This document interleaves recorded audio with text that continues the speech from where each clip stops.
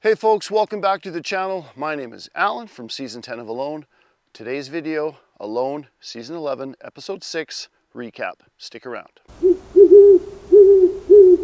Going back to last week's recap, I asked a trivia question, some records that season 10 holds. Some really good guesses. No one got it right though. The answer I was looking for was, I have the old fart record. The oldest person to win the show. That's the record. I don't know how I feel about that. There are 6 people remaining in the game. This episode started out with Timber. He talked about his moose meat a little bit and all the work that's gone into processing and smoking it. And then they showed him shaving. He took one of his broadheads and he started shaving his facial hair. Now, just a comment on facial hair, man, it drove me crazy, especially my mustache, because it was like curling around my lip and actually growing into my mouth. Super annoying. Now, there was something that I noticed about his broadheads. Now, those broadheads that he has are scary razor sharp. If he's able to shave through all that facial hair and trim his beard, that tells me something about Timber and his broadheads. That means that Timber took the time to make those broadheads scary razor sharp. So I was impressed with how fast that moose went down, and I think the reason why it expired so quickly because he took the time to make his broadheads scary razor sharp. So it's really important that a broadhead is able to cut all those rubbery little capillaries, arteries, and veins as they're going through, because they're flexible and rubbery, and a dull broadhead could cause those arteries and veins to like roll over the edge of the broadhead and not cut. And with a sharp broadhead, it's going to cut all those capillaries and arteries, resulting in more blood loss, which will kill the animal more quickly. Folks, it's demonstration time. So I've got a elastic band stretched across a stick. I have 2 broadheads, both very similar. They actually might be the same broadhead Timber's using. They're a single bevel cut on contact broadhead. So I've got one that I've shot into a target a few times, and it still feels sharp, but I know it doesn't have that razor's edge. So I'm going to run the broadheads one at a time, starting with the dull one over a stretched elastic band, which is simulating an artery inside an animal. It's not cutting that elastic band. So a dull broadhead can slip over an artery and not cut it. So this broadhead I know is scary razor sharp. Here is the artery. Check out the difference. It's incredible. Sharp broadheads kill faster. Make sure your broadheads are scary sharp before you go hunting. Timber shares with the audience that his moose meat is smoked and safely stored. And you got to remember, the edit didn't show a lot of the work that must have been involved processing and smoking that entire moose. It's like, oh, he's done, but a lot of it didn't make the edit. And part of me does wonder if he was able to store and smoke all of it without losing any of the meat. And we might never know. Timber is exhausted. He's spent. He used a lot of his energy processing that moose and smoking it, and now he's really feeling it. He's worried that he worked too hard and didn't give himself a chance to recover. So he wakes up and says, today my only job is working on my shelter, and I'm going to make a start on my bed. What I need to do now is just relax and let myself rebuild and eat so I can have the energy to continue on working in the game. Timber comes to the conclusion that he's just getting sick. He realizes that he's probably compromised his immune system, working so hard, lack of sleep, probably not eating and drinking enough, and he's just getting sick. He's got chills, he's got hot flashes, he's like got a fever. So he kind of figured out why he's feeling so low, and he's going to take the necessary steps to deal with that. Just rest and eat. He says, ironically, this moose could be the thing that brings me down, because he worked so hard processing it, and now he's kind of paying the price. Next up on the episode was Dub, and Dub was suddenly an auctioneer, selling a piece of firewood to a random lady. Hey, anything you can do to keep your mind positive and entertain yourself out there is definitely a good thing. So Dub mentions again his fear of this 2-week period during freeze up when he can't fish. So either the lake's frozen and you can't fish, the river's frozen and you can't fish because it's not thick enough to walk on, and you can't cast a line. So he's worried about that, and he wants to make sure that he prepares for that and has some food ready for that 2-week period that he's worried about. Dub heads down to the river, checks his gill net. Unfortunately, it's empty, but he does end up catching a nice sized pike on a spring pole. Now he pulls that sucker in like a pro. He's so patient with his line, which is really impressive. And it's a nice sized pike. I think they said it was 3 feet long. And he takes the hook out, and he does make a small mistake here. He doesn't club it before he's holding it up to the camera. So as he's holding it up, it does one final jerk in his hands, and it flops into the water and it escapes. Man, I was super impressed by how Dub kept his stuff together. He just kind of went like this. He didn't even swear. Like, that's impressive. Like, there was no swearing, there was no anger, just frustration, and he was upset with himself for making such a silly mistake. He mentioned it was 5 days worth of food that just swam away. But man, he took it like a champ. He moved on, and that attitude that he has, that he displayed there, I mean, that's the kind of attitude you need to move far in the game.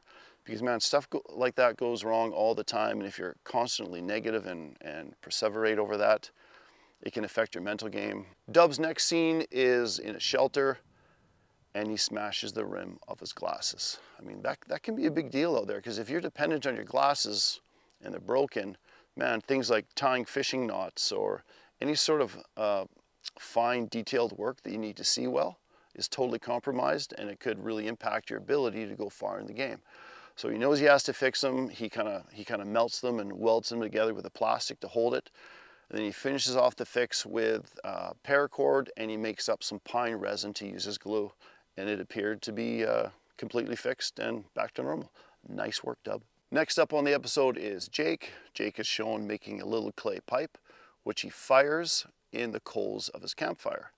His next scene is him smoking some kinnikinnick in his pipe, which is like a tobacco substitute. It's just the leaves of the bearberry plant. He then shared with the audience that he is having a hard time deciding on a shelter location and what type of shelter to build. He decides to build a teepee style shelter, which is a wiki-up shelter, and he gets to work making the frame of that shelter. The captions on the screen reveal that Jake has caught 6 fish so far, 4 in his gill net and 2 on a hand line that he created from the extra inner strands of paracord that were left over from making his gill net.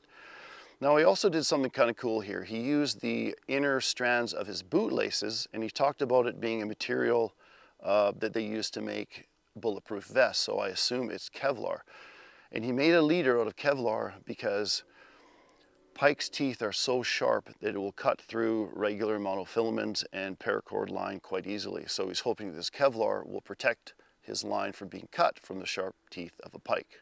Whew, that was a mouthful. He throws his baited line out in the water, and soon after that, according to the edit, there was a fish on his line, and he makes this really aggressive hook set, and it appears that his main line broke.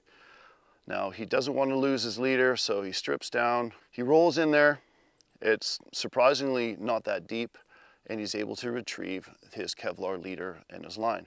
Now, one thing I was a little bit confused about, if there was a fish on the line, like when he set the hook, I was wondering how he was able to retrieve that line. Maybe he pulled it out of the fish's mouth, or maybe it was just a snag. I had to do exactly what Jake did on several occasions. Once when I dropped my spool in the water, I kind of had to partially go in and get it.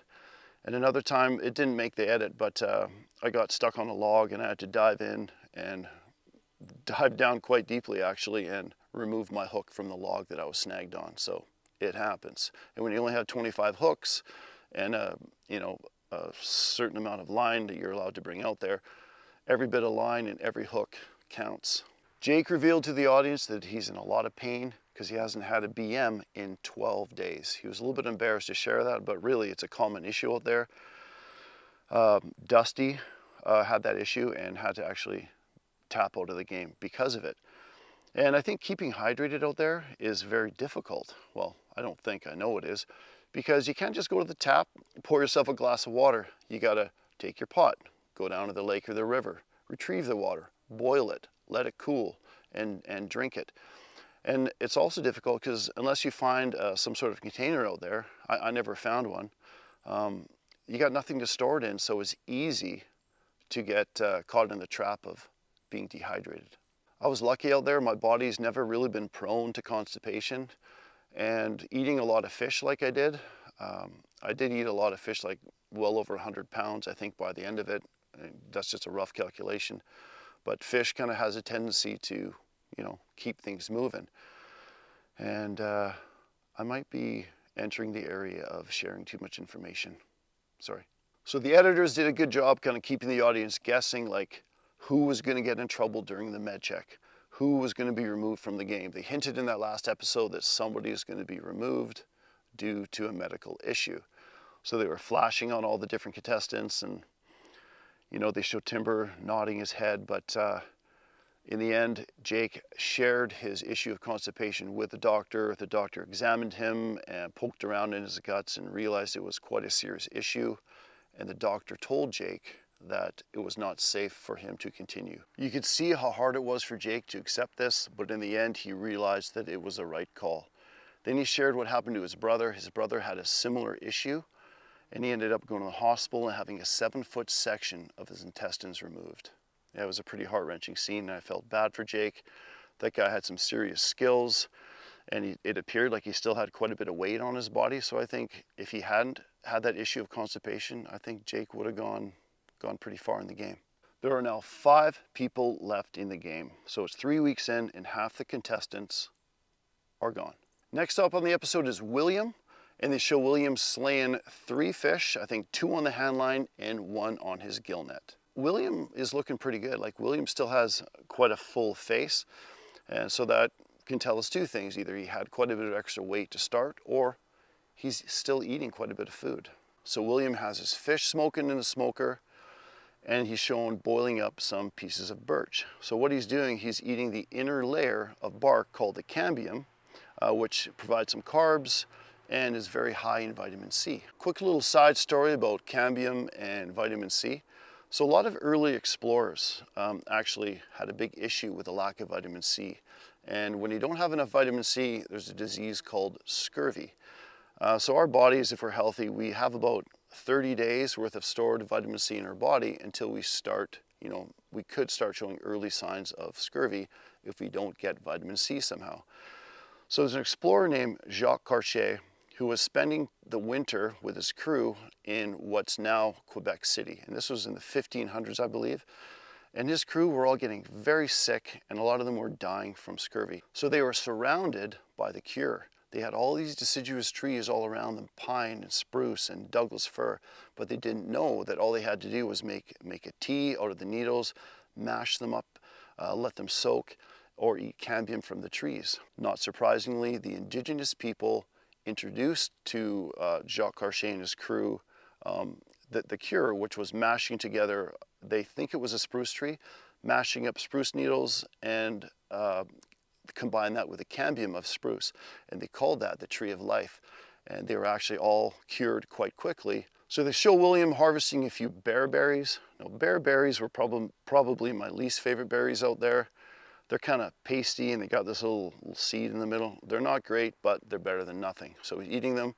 And then he meets that little pine marten in a tree, which is very curious and, making some growling noises, and really didn't seem too scared of William.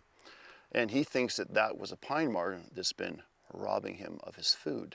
So William goes to check his smoker, and what he finds inside were like 2 pike skeletons. They'd been picked clean by the marten and the gray jays that had found his smoker.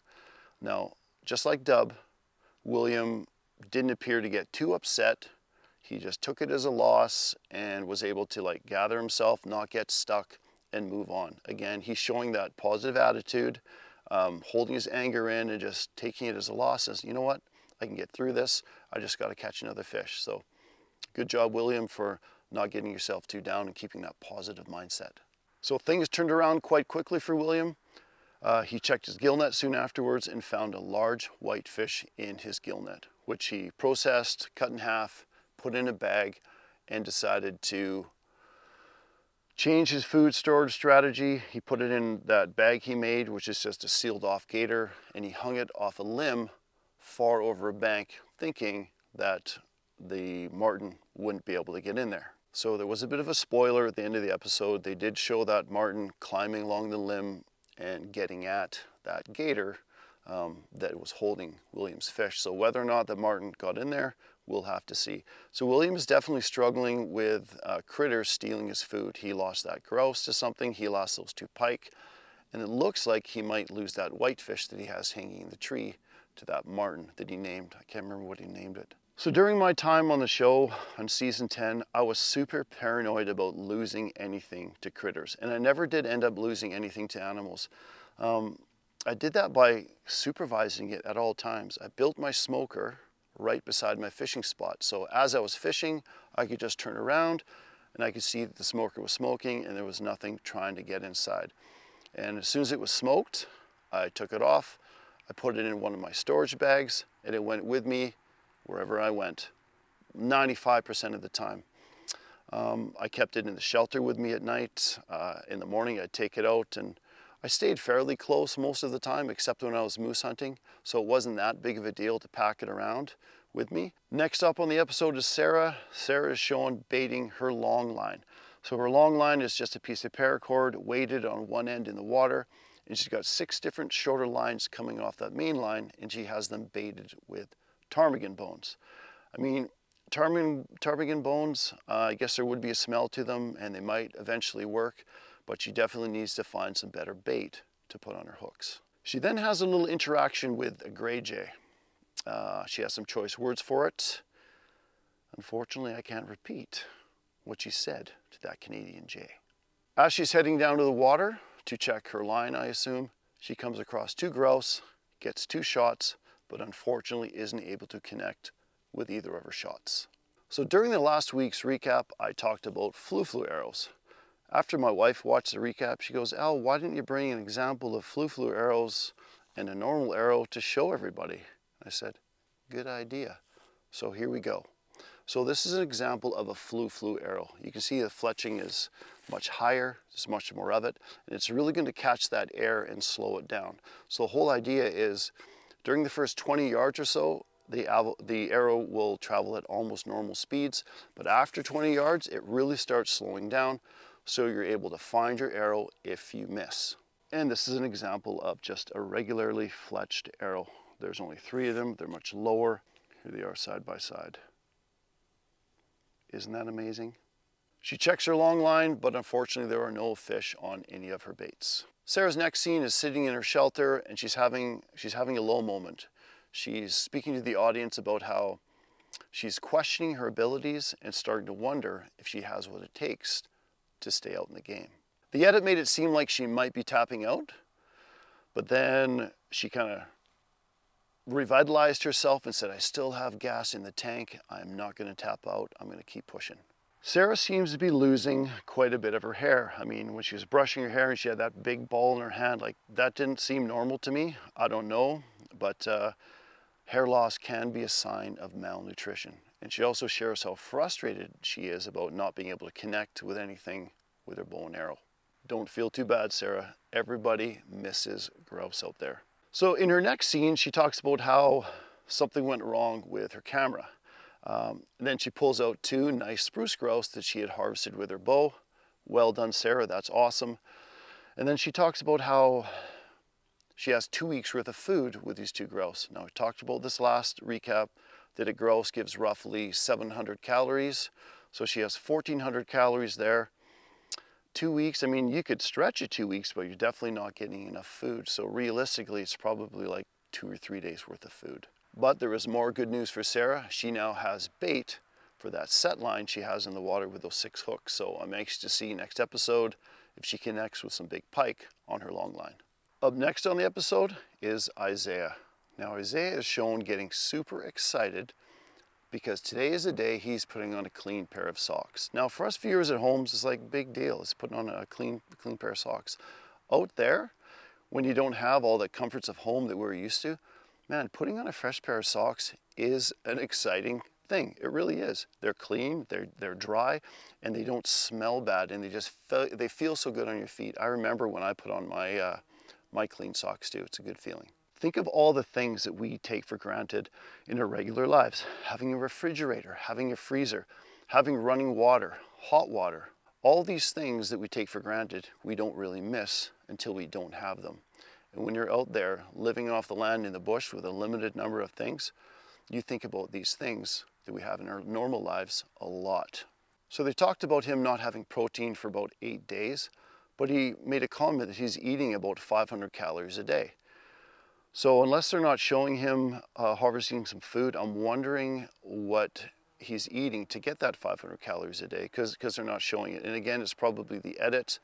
And I checked, and I don't think he brought any rations with him, so it's not that. So he must be eating things that they're not showing on camera. Isaiah starts talking about chest pains he's having, and he understands he needs to have a quieter day and just slow down. And he's feeling that his chest pains are a result of not having enough food. He's then sitting on a rock in the river, and he's washing his underpants. Man, I just hope that he got his water for the day before he washed his underpants, because those things would be nasty after 2 weeks. Then the unbelievable happens. Isaiah's cruising along the riverbank, and what does he find? He finds an 11th item. He finds a washed up gill net on the shore that appears to be in perfect condition. It's just tangled.